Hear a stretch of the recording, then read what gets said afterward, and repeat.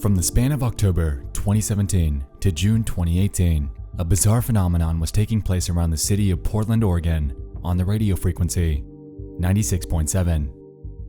At that time, listeners from around the city began picking up a plethora of distorted sounds that resembled something out of an eerie broadcast hack. The audio was described as containing strange ambient buzzing, intermixed with speech recordings from both MLK and JFK respectively. Today, the station operates ordinarily, broadcasting a mixture of rap and hip-hop under the designation 96.7 The Numberz. All seems fine now, but back then, this odd occurrence baffled many, leaving them perplexed and intrigued as to who actually was doing this and what it really was that they were listening to. Tonight, we're diving into the mystery of the strange sounds from 96.7 FM.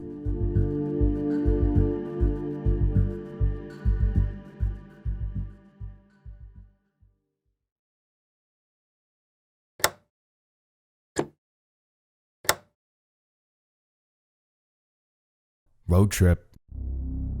January 6th of 2018 would be the day that two users, Jimmy Salts and Batchian320, would spearhead an online investigation in a niche little subreddit for a suburb outside the city called Beaverton, Oregon. Out of the 5 posts that we're going to get into, these, as far as I've seen, were the very first. In a stellar coincidence, their threads would be a mere 2 minutes apart on the same night. At both 8:11 and 8:13 p.m., they'd inquire on if anyone's heard the strange audio that was, at that time, playing on 96.7 FM. While both are notable, Batchian give a bit more context in theirs, so let's give that one a read. Tune in at 96.7 if you're near Progress Ridge. Some weird shit's going on. Sitting in the car with friends, tuned to 96.7 and am hearing weird repeating sounds and sometimes random people talking or saying random things. The sounds get more bassy and less bassy, with some strange frequencies interrupting other ones. Someone please explain this. In a response by a user named The Little Norsk, they claim that they too have heard the same. For a period of 5 months now, I've been haunted by the sounds of this radio station, and I can only imagine that others have picked up on it too. And it turns out I was right. I've uploaded specific YouTube videos that I've recorded on my phone to show everyone what I hear. Whoever that is in charge of this radio station should really speak up, because I really am spooked by the Numberz station-esque themes to this whack frequency. For a while, I thought it was some kind of MK Ultra shit going on. Edit. This station's now completely silent.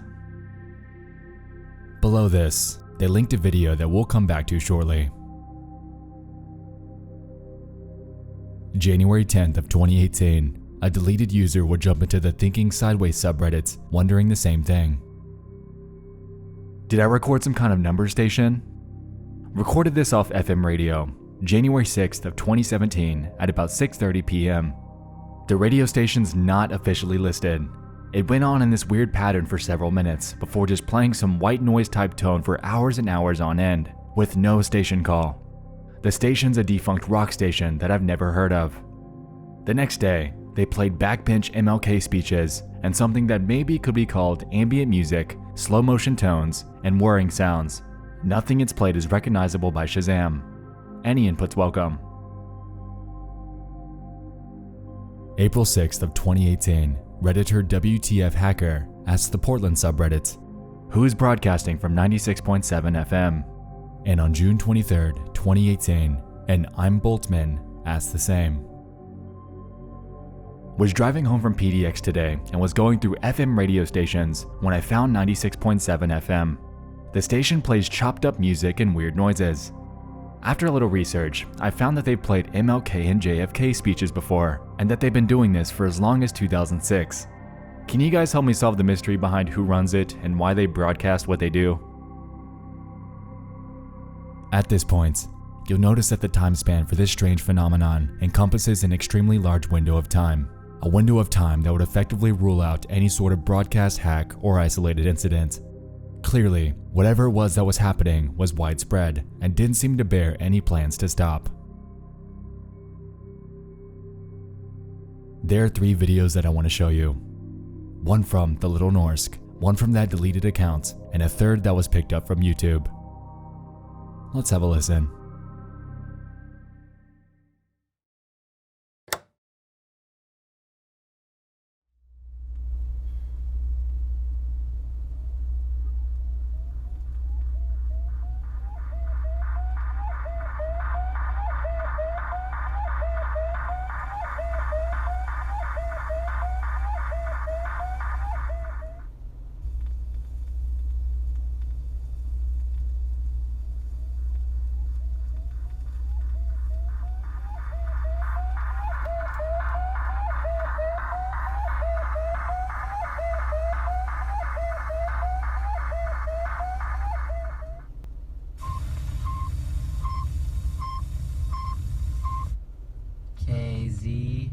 KZRY LP Portland.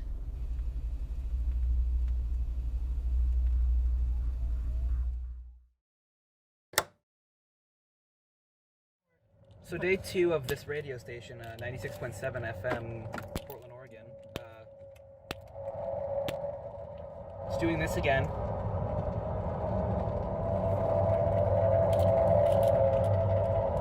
I'm gonna leave Olive Garden.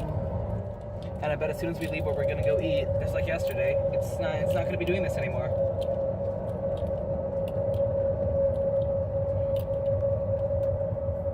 And it's not even the same time of day either. Yeah, because it was like, what, 4 or 5-ish when we went out? It's like 5:30. It's 5:30, and now you can't see it because it's bad here. Wait, let me clean that off.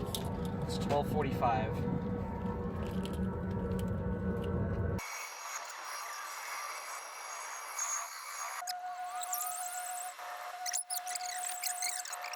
Oh, and it stopped.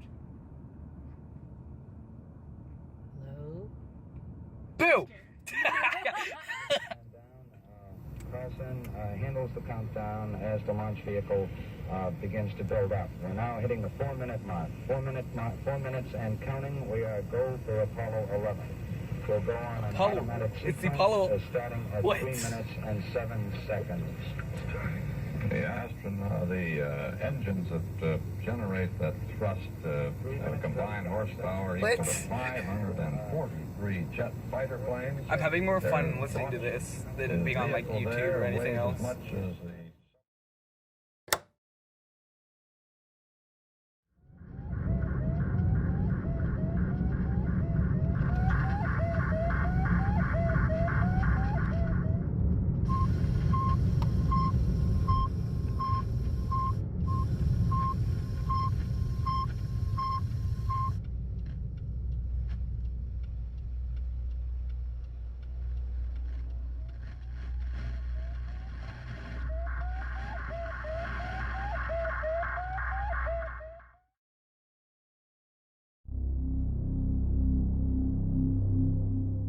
Now this sounds like something broadcasted straight out of a horror movie, but we have to remember that this wasn't fictional.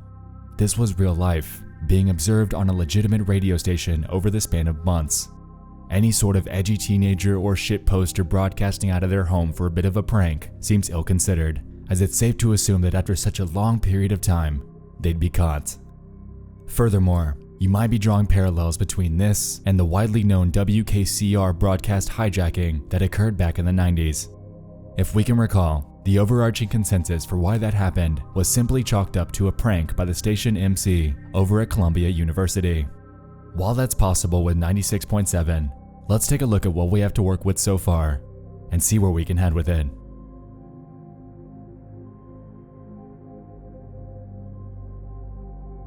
A quick note on radio station call signs and their legalities. Every station you listen to on the radio is designated something called a call sign. These are typically 4 letters in length and can be anything. KZRY, KRBE, ABCD, anything. These are licensed out by the United States Federal Communications Commission, and typically, the application process for these is competitive and drawn out. To be granted a license, you need to have a specific purpose and adhere to it for as long as you're on the air to keep your license valid.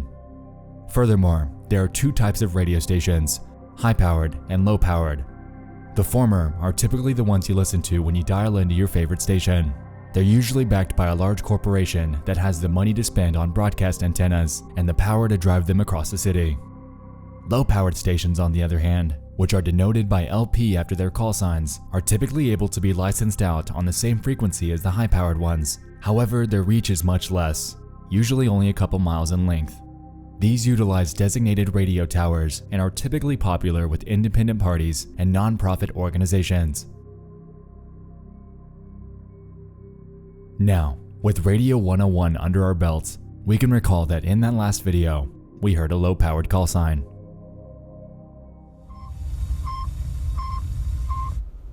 KZRY LP Portland. Performing a search on this reveals that this one is now defunct, but at one point was active on the broadcast frequency 96.7.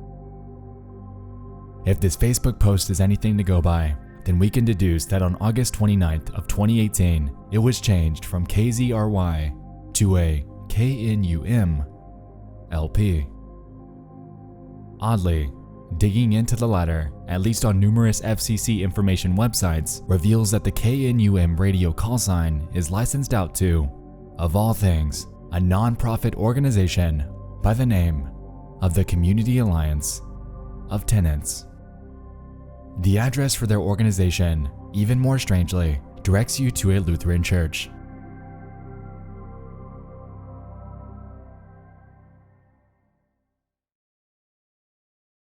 So what in the world do these people have to do with this?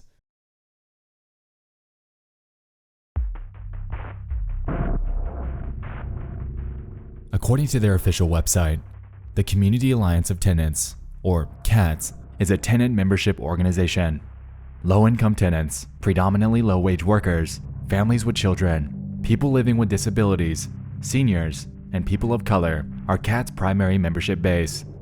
CAT's building a strong housing justice movement that's led and directed by those who are most impacted by Oregon's affordable housing crisis, low-income renters. I'm not sure about you, but I'm scratching my head here. Why in the world would the Community Alliance of Tenants, a non-profit aimed at assisting renters, be wrapped up in broadcasts depicting eerie ambient noises when they have absolutely nothing to do with this type of genre at all? Let's give them the benefit of the doubt. If we observe the dates here, we'll notice that many of the posts and videos range as far back as 2017 to mid-2018. After June, there isn't much of anything that I've found that inquires on any sort of bizarre sounds on the radio. Seeing as the call sign was changed in August of that year, maybe, just maybe, it was previously licensed by someone else. So, KZRY LP. Interestingly, the vast majority of records about this call sign point us to KNUM. However, there was one document I found that had it, and it was an official FCC application from mid-2017. Scrolling through it reveals the call sign designations for a plethora of stations around the nation, but midway down, on line 22, we're able to observe that KZRY LP was, in fact, licensed out to the Community Alliance of Tenants. Digging even further back into the abyss, I was able to conjure up evidence that CAT applied for this as far back as 2013, meaning they've sat on it for the better part of the decade.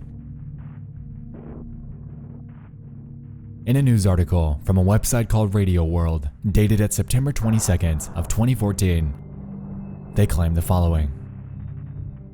Listeners in and to the northeast of Portland, Oregon soon should be hearing a new low-powered FM station that promotes affordable and safe rental housing. The FCC has issued a construction permit to the Community Alliance of Tenants. The Alliance, formed in 1996, is a tenant rights organization. CAT educates, organizes, and develops the leadership of low-income tenants to directly challenge unjust housing policies and practices, it stated in its application. Our mission is to educate and empower tenants to demand affordable, stable, and safe rental homes. We address the impact Oregon's decreasing supply of decent, affordable housing and absence of meaningful tenant protections has on low-income tenants. Alliance President Michelle Lasley wrote in the application that radio would be a valued and welcome tool for outreach, serving as an extension of our existing programs. The station will air at 96.7 FM. The Alliance was one of 4 applicants listed by the FCC as mutually exclusive for this particular low-powered FM slot near Portland. The Alliance wrote in a subsequent filing that 2 of the other applications had been dismissed, while the 4th, Opal Environmental Justice Oregon, had relocated in a concurrent application. Alright, so as much as I'd like to consider the possibility of this not being cats, I'm having an extremely difficult time discounting that theory.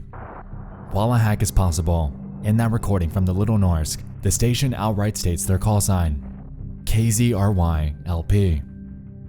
It seems to me that every lead I've gotten on this case has been leading me straight back to the same place, the Community Alliance of Tenants. In a last-ditch effort at getting some information, I dug up their radio station email from one of their applications, along with those of the actual board of directors. Hopefully someone that works there can give me some sort of lead, or anything, on where I can steer this investigation. On the night of November 22nd, I took a shot in the dark and wrote the following.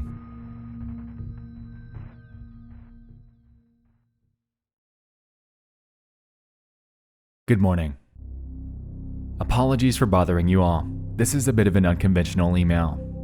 I was reaching out to inquire on a situation that occurred from roughly November 2017 to June 2018. The radio station registered to your organization, KNUM-LP, formerly KZRY-LP, was, at numerous times, broadcasting an assortment of bizarre sounds intermixed with MLK, JFK speeches, and audio from the Apollo landing. An example I found is here, and yet another with the call sign KZRY mentioned at 6 minutes into the video, and a third for good measure. I've done a bit of digging on this in hopes of ruling out the possibility of it being interference or not from you guys at all. However, the call sign mentioned in the second example is difficult for me to overlook. I'm sure there's some sort of mundane explanation for the reasoning behind it. However, if you guys would be willing to provide any information as to the reason behind this, I feel that we could put this mystery to bed for good. I look forward to hearing back. Thanks, and I hope you have a great one. And one night later, I received the following response. Hi Ryan. Yes, this was owned by cats. We're unaware of any interference. Thank you. Katrina. Interesting. If I'm being honest, something about the wording here stood out to me as a bit hasty. She seemed to show no interest, posed no questions, nor displayed any shock as to why someone would be broadcasting eerily distorted noises on their frequency, while concurrently using the call sign that they're paying money to license. If it were me, I'd be, at the very least, slightly off-put by the fact that my organization would be associated with such a bizarre phenomenon. To each their own, I guess.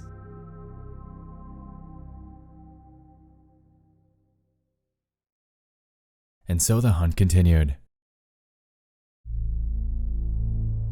While a bit lost on where to go, I did end up stumbling upon a notable article from the New York Times. On January 6th of 2018, they published a story about low-powered FM radio stations across the United States. Although I wasn't expecting to find anything notable, they did state something that effectively stood out to me. It reads the following.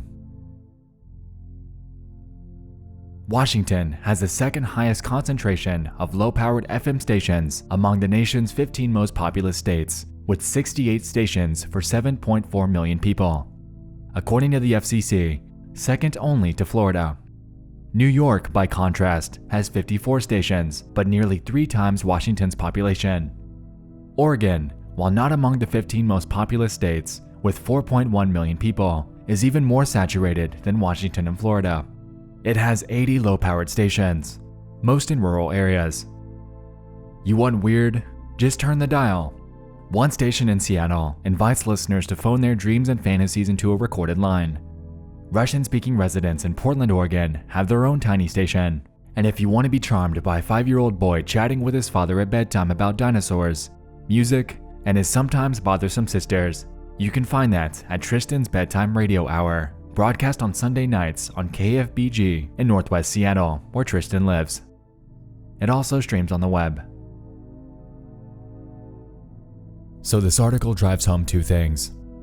1.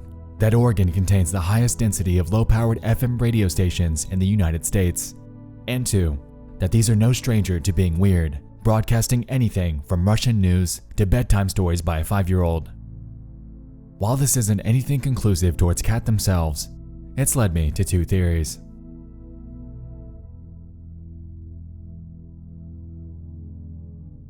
Something I'd like to float here is the possibility of an unlicensed broadcast.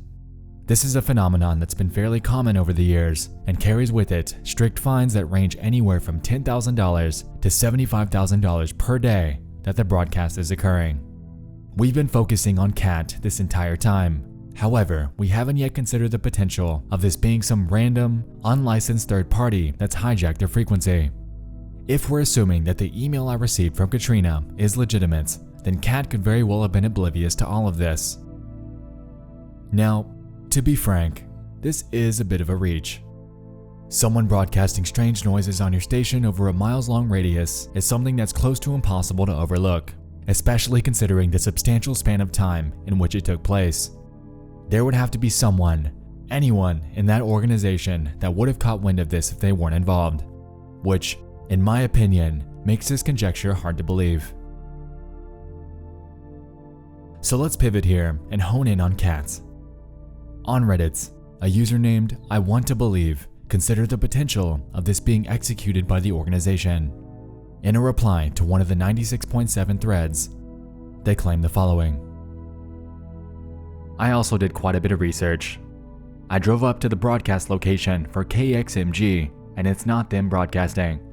I've been doing some drive testing to confirm, and it makes sense that parts of the Progress Ridge and the Murray Hill area would be getting better signal from Rocky Butte than other parts of Beaverton closer to the West Hills due to shadowing.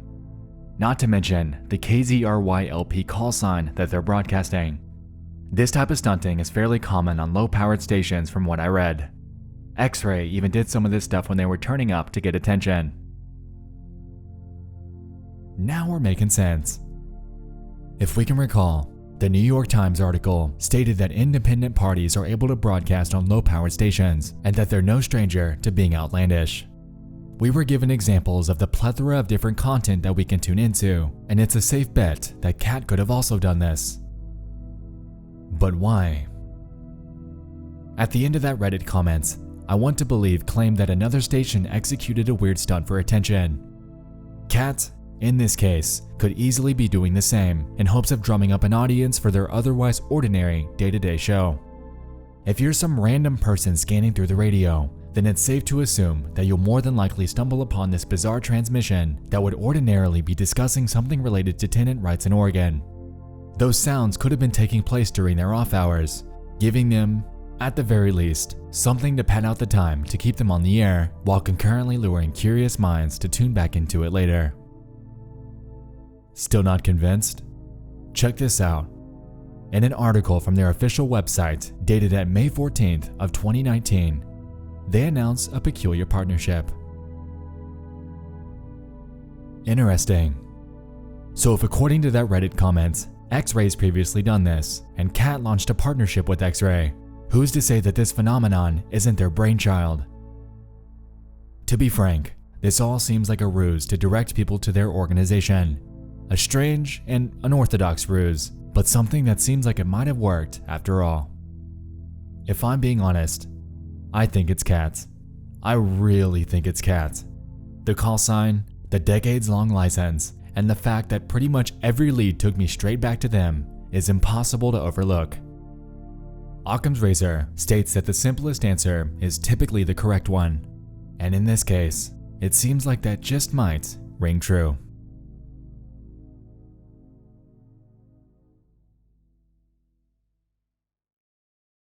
Throughout 2018, people around Portland tuned into 96.7 and were met with a mixture of odd sounds. The mystery that they subsequently went down has admittedly been a fun one, and while we may never definitively know the who or the why behind this, the conclusions that we arrived at least for me, are satisfactory enough to put this mystery to bed. While the Community Alliance of Tenants denies any sort of involvement, considering their collaboration with X-Ray, every lead pointing back to them, and the call sign being read aloud in that recording, it's safe to say, and I don't mean to bag on Katrina because she actually took the effort to respond to me, that the email response that I received was either her truly having no knowledge of this or simply giving me a lie. Either way, the phenomenon since halted. Today, if you're in the area and tune in, you'll most likely be met with the new rap station that launched in late 2018. I don't know about you, but personally, I prefer to listen to that. It's less spooky that way.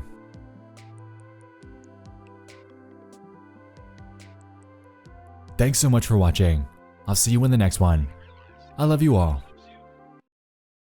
And good night.